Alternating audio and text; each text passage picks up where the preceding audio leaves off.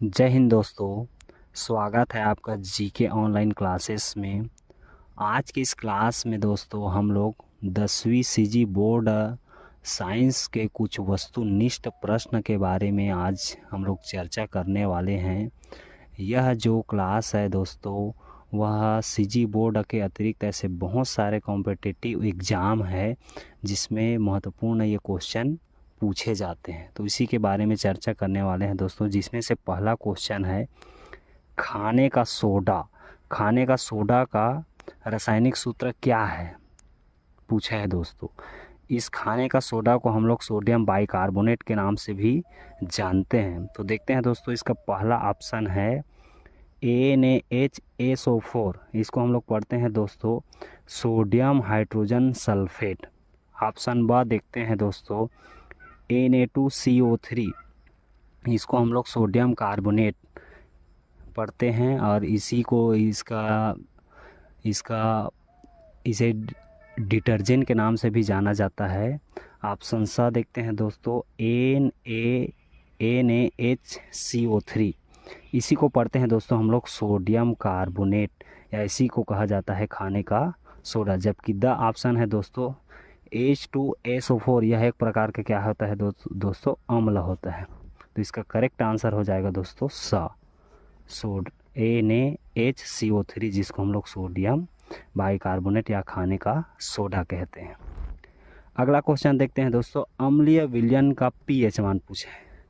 अम्लीय विलयन का पीएच मान, तो पीएच मान होता है दोस्तों हाइड्रोजन की सांद्रता।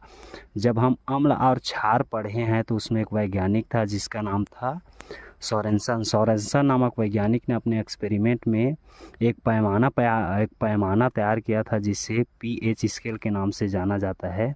अर्थात इस पैमाना में देखें तो 1 से लेकर 14 तक का उन्होंने पैमाना तैयार किया था, जिसमें से अगर कोई भी पदार्थ या कोई खाद्य सामग्री या पदार्थ हो जिसका पीएच मान 0 से अगर 7 के बीच में आए तो वह दोस्तों हमेशा कौन से माध्यम का होता है दोस्तों, अम्लीय माध्यम का होता है। और जिसका पीएच मान 7 से 14 के बीच में आता है तो वो हमेशा क्षारीय प्रकृति का होता है दोस्तों। और जिसका अगर 7 आए तो वह होता है उदासीन। तो इस क्वेश्चन में पूछा है दोस्तों अम्लीय विलयन का पीएच मान। तो पहला ऑप्शन देखते हैं दोस्तों केवल 7 क्या हो जाएगा दोस्तों उदासीन। जबकि 7 से कम होता है दोस्तों हमेशा अम्लीय माध्यम। और 7 से अधिक होता है दोस्तों हमेशा क्षारीय माध्यम। और 10 है तो 10 ये भी क्या हो जाएगा क्षारीय माध्यम। तो इसका करेक्ट आंसर हो जाएगा दोस्तों 7। अगला क्वेश्चन देखते हैं दोस्तों, नींबू में किस प्रकार का अम्ल पाया जाता है। तो देखो दोस्तों, पहला ऑप्शन है मैलिक अम्ल, दूसरा ऑप्शन है ऑक्जेलिक अम्ल, और तीसरा ऑप्शन है साइट्रिक अम्ल, और चौथा ऑप्शन है टैनिक अम्ल। तो मैलिक अम्ल है दोस्तों यह पाया जाता है सेब में पाया जाता है दोस्तों। जबकि ऑक्जेलिक अम्ल यह टमाटर में पाया जाता है। इसके अतिरिक्त टैनिक अम्ल जो है वो चाय में पाया जाता है। तो ये हो जाएगा दोस्तों नींबू। जो साइट्रिक अम्ल होता है वो नींबू में पाया जाता है, इसलिए इसका करेक्ट आंसर हो जाएगा साइट्रिक अम्ल। अगला क्वेश्चन देखते हैं दोस्तों, टार्टरिक अम्ल किस प्रकार के खाद्य पदार्थ या पदार्थ में पाया जाता है। तो नींबू में देखो दोस्तों, अभी हम लोग पढ़े थे साइट्रिक अम्ल। इमली के अतिरिक्त अगर टमाटर में देखें तो टमाटर में पाया जाता है ऑक्जेलिक अम्ल, और जबकि सेब में पाया जाता है मैलिक अम्ल। तो इमली में पाया जाता है दोस्तों टार्टरिक अम्ल। तो इसका करेक्ट आंसर हो जाएगा इमली। अगला क्वेश्चन देखते हैं दोस्तों, ऊष्मा का एसआई मात्रक। तो ऊष्मा का अगर मात्रक देखें तो कैलोरी होता है। एम्पियर ये तो हो विद्युत धारा का एसआई मात्रक होता है। तो इसका करेक्ट आंसर हो जाएगा दोस्तों जूल, ऑप्शन द। अगला क्वेश्चन देखते हैं दोस्तों, मनुष्य के शरीर का सामान्य तापमान, मनुष्य का जो शरीर का जो सामान्य तापमान पूछा है दोस्तों। तो पहला ऑप्शन देखते हैं 32, यह फ़ारेनहाइट का न्यूनतम मान होता है। ऑप्शन ब देखते हैं 212, यह जो है फ़ारेनहाइट का उच्चतम मान होता है, और 100 सेंटीग्रेड ये तो सेल्सियस का मान है दोस्तों। तो इसका करेक्ट आंसर हो जाएगा 98.6। अगला क्वेश्चन है दोस्तों, डार्विन ने गैलापागोस द्वीप में किस पक्षी का अध्ययन किया है करके पूछे थे। तो देखो यहाँ पे डार्विन जो है वैज्ञानिक का नाम है, गैलापागोस एक द्वीप का नाम है। तो इस द्वीप में उन्होंने किस पक्षी का अध्ययन किया था। तो ऑप्शन देखते हैं दोस्तों, ऑप्शन अ बीगल, ऑप्शन ब फिंच, और ऑप्शन जो तीसरा है वो जिंगो, और चौथा है जीव जंतु। तो देखो दोस्तों, डार्विन जो है जीवों का विकास में जब उन्होंने सफ़र किया तो उन्होंने ऐसे बहुत सारे जीव जंतु का अध्ययन किया, जिसमें सबसे पहले ऑप्शन में दिया है बीगल। तो बीगल जो है दोस्तों, यह जो है जहाज का नाम है दोस्तों। फिंच, फिंच किसका नाम है दोस्तों, यह एक पक्षी का नाम है। और जिंगो यह एक पादप का नाम है। और ये क्या है, जीव जंतु का अध्ययन किया। तो इसका करेक्ट आंसर हो जाएगा दोस्तों पक्षी पूछा है, तो इसका आंसर हो जाएगा फिंच पक्षी। अगला क्वेश्चन देखते हैं दोस्तों, उसी से रिलेटेड है। डार्विन का जहाज का क्या नाम था। डार्विन का जहाज का क्या नाम था पूछा है दोस्तों। तो पहला है ऑप्शन नंबर 1 है फिंच, यह जो है पक्षी का नाम है। वेलेस यह द्वीप का नाम है। बीगल यह है क्या है, जहाज का नाम है। और ये चौथा ऑप्शन है महाद्वीप। तो इसका करेक्ट आंसर हो जाएगा दोस्तों बीगल। डार्विन ने जो सफ़र किया था उस जहाज़ का नाम था बीगल। अगला क्वेश्चन देखते हैं दोस्तों, उदासीन विलयन का पीएच मान पूछा है। ठीक है, अभी इस क्वेश्चन के बारे में पढ़े थे। तो पीएच मान देखो पूछा है दोस्तों, उदासीन विलयन। तो उदासीन किसको बोलते हैं, जिसका पीएच मान ना तो 7 से कम हो और ना ही 7 से ज़्यादा हो। अगर 7 होता है तो वो होता है हमेशा उदासीन। तो ऑप्शन देखते हैं दोस्तों, केवल 7, ऑप्शन दूसरा है 1 से कम, ऑप्शन तीसरा है 5 से कम, 5.5 से कम, और चौथा ऑप्शन है 7.5। तो इसका करेक्ट आंसर हो जाएगा दोस्तों केवल 7। केवल 7 आंसर ही उदासीन विलयन का पीएच मान होता है। अगला क्वेश्चन देखते हैं दोस्तों, इसी से रिलेटेड है। क्षारीय विलयन पूछा है दोस्तों, क्षारीय विलयन का पीएच मान। तो पीएच मान मतलब हाइड्रोजन की सांद्रता। तो यहाँ पे क्षारीय पूछा है, तो क्षारीय विलयन का पीएच मान क्या होगा, 7 से अधिक होना चाहिए। तो देखा ऑप्शन है 7 से अधिक, 7 से कम, केवल 7 और केवल 5। तो 5 क्या है, अम्लीय में आ जाएगा। 7 क्या है, उदासीन में आ जाएगा। 7 से कम अम्लीय में आ जाएगा। तो इसका क्षारीय विलयन पूछा है दोस्तों, जी हाँ क्षारीय। तो इसका आंसर हो जाएगा 7 से अधिक। अगला क्वेश्चन देखते हैं दोस्तों, दंत क्षय अर्थात दांत का टूटना, दंत क्षय का कारण है जब लार का पीएच मान। तो अगर देखा जाए तो दोस्तों मुख में जो है लार पाया जाता है, लार एसिडिटी। तो जितना ज़्यादा पीएच मान कम होगा उतना ही दांत को प्रभाव पड़ेगा। तो इसका ऑप्शन में देखते हैं दोस्तों, 6.5 होना, 7 होना, 5.5 होना, और 7.5 से अधिक। तो देखते हैं दोस्तों 7.5 अगर ये तो क्षारीय माध्यम होगा, और 7 है ये तो उदासीन होगा, और 5.5 ये अम्लीय माध्यम होगा। ये 6.5 ये भी अम्लीय माध्यम, लेकिन इससे ये कम है। तो इसका आंसर हो जाएगा 5.5, क्योंकि 5.5 ज़्यादा अम्ल प्रदर्शित करेगा, इसलिए इसमें दांत को ज़्यादा इफेक्ट पड़ेगा। इसलिए इसका आंसर करेक्ट आंसर हो जाएगा दोस्तों 5.5। अगला क्वेश्चन है दोस्तों, यह जो क्वेश्चन है वो पारिस्थितिक तंत्र में खाद्य श्रृंखला से रिलेटेड है। तो दिया है खाद्य श्रृंखला घास, टिड्डा, मेंढक और सांप। खाद्य श्रृंखला में दोस्तों देखा जाए तो एक जीव अपने भोजन के लिए दूसरे जीव पर निर्भर रहते हैं। तो उसमें दिया है घास जो है, यह जो है उत्पादक के अंतर्गत आता है घास। टिड्डा, अब इस उत्पादक को अपने भोजन के रूप में ग्रहण करते हैं, उसको प्राथमिक उपभोक्ता बोलते हैं। इसको अपने भोजन के रूप में ग्रहण करते हैं, उसको द्वितीयक उपभोक्ता बोलते हैं।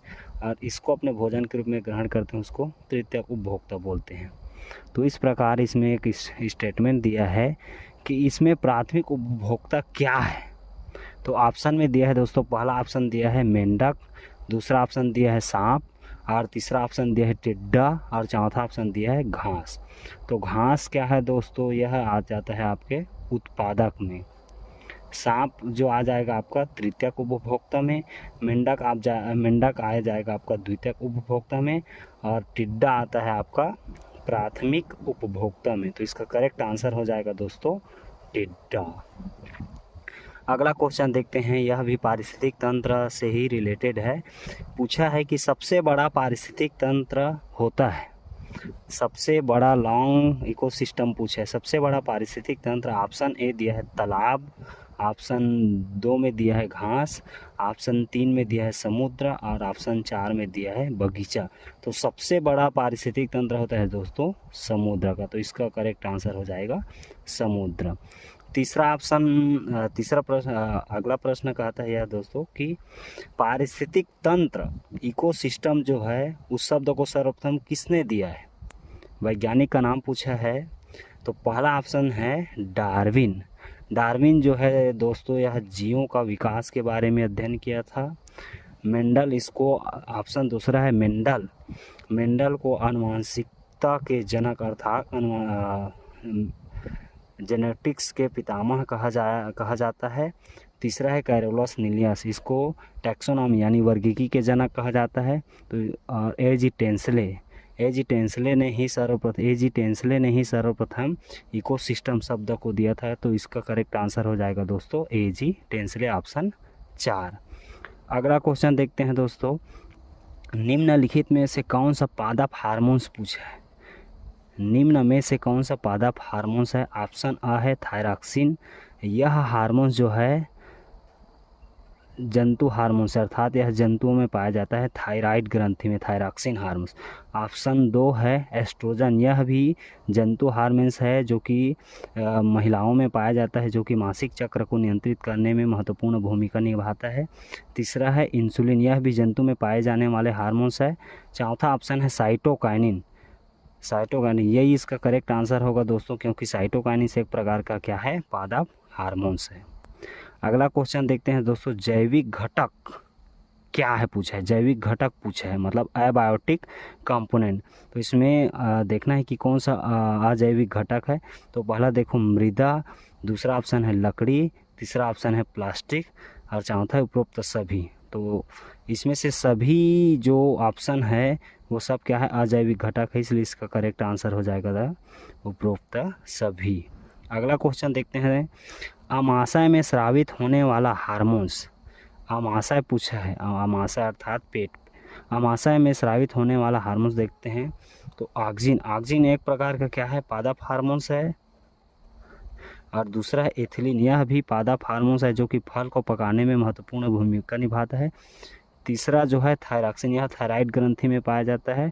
और चौथा ऑप्शन है ट्रिप्सिन।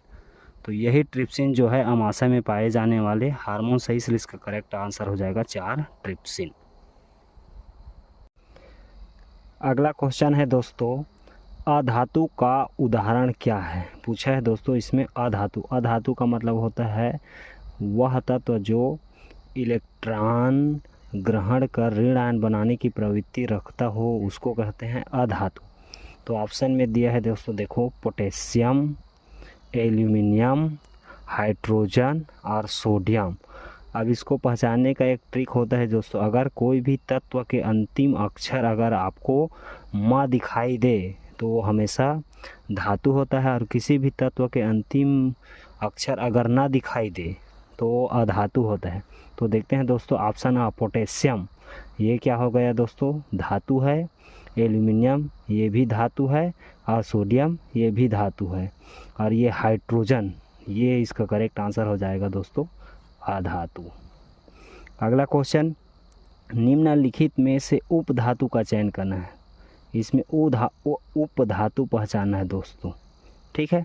तो देखो पहला ऑप्शन ऑक्सीजन, यह अधातु है। हीलियम एक प्रकार का धातु है। मैग्नीशियम ये भी धातु है, और आर्सेनिक ये करेक्ट आंसर हो जाएगा दोस्तों, ये क्या है, उपधातु है आर्सेनिक।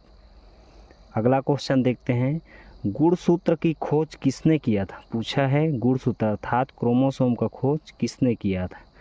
तो ऑप्शन आ है वाल्डेयर, ऑप्शन ब है वाटसन एवं क्रिक, ऑप्शन तीसरा है ग्रेगर जॉन मेंडल और ऑप्शन चौथा है इनमें से कोई नहीं। तो देखते हैं दोस्तों, ग्रेगर जॉन मेंडल, इसको आनुवांशिकी के पितामह कहा जाता है।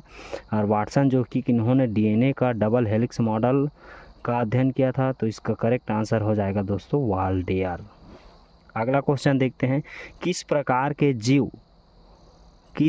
के जीव में जो हृदय हार्ट होता है वो 3 कोष्ठों से बना है, अर्थात 3 चेंबर का बना होता है। तो देखते हैं दोस्तों, पहला ऑप्शन है इसका मछली। तो मछली में जो हृदय होता है वो 2 कोष्ठों से मिलकर बना होता है। स्तनधारी प्राणी सभी मैमल्स में जो हृदय है वो 4 कोष्ठों का बना होता है। पक्षी में भी हृदय 4 कोष्ठों का बना होता है, लेकिन जितने भी सरीसृप जंतु आते हैं उसका हृदय 3 कोष्ठों से मिलकर बना होता है, इसलिए इसका करेक्ट आंसर हो जाएगा दोस्तों सरीसृप, ऑप्शन 4। अगला क्वेश्चन है, किस प्रकार के रक्त का निर्माण प्लीहा से होता है दोस्तों? किस प्रकार के रक्त का निर्माण प्लीहा से? तो ऑप्शन दिया है आरबीसी, लाल रक्त कणिका या रेड ब्लड सेल। दूसरा ऑप्शन है डब्ल्यूबीसी, वाइट ब्लड सेल। तीसरा है प्लेटलेट्स और चौथा है उपरोक्त सभी। तो आरबीसी, देखो आरबीसी लाल रक्त कणिका का निर्माण अस्थि मज्जा से होता है दोस्तों, और प्लेटलेट्स का निर्माण भी अस्थि मज्जा अर्थात बोन मैरो से होता है, और डब्ल्यूबीसी का निर्माण प्लीहा से होता है, इसलिए इसका करेक्ट आंसर हो जाएगा दोस्तों ऑप्शन नंबर 2। तो इस प्रकार आज हमने ऐसे बहुत सारे महत्वपूर्ण वस्तुनिष्ठ प्रश्न के बारे में चर्चा किए हैं जो आपके एग्ज़ाम में और कॉम्पिटिटिव एग्ज़ाम में आने का बहुत चांसेस है। अगर यह वीडियो आपको अच्छा लगे तो प्लीज़ कमेंट, लाइक, सब्सक्राइब ज़रूर कीजिएगा। तब तक के हम मिलते हैं नेक्स्ट वीडियो के लिए। Thank you.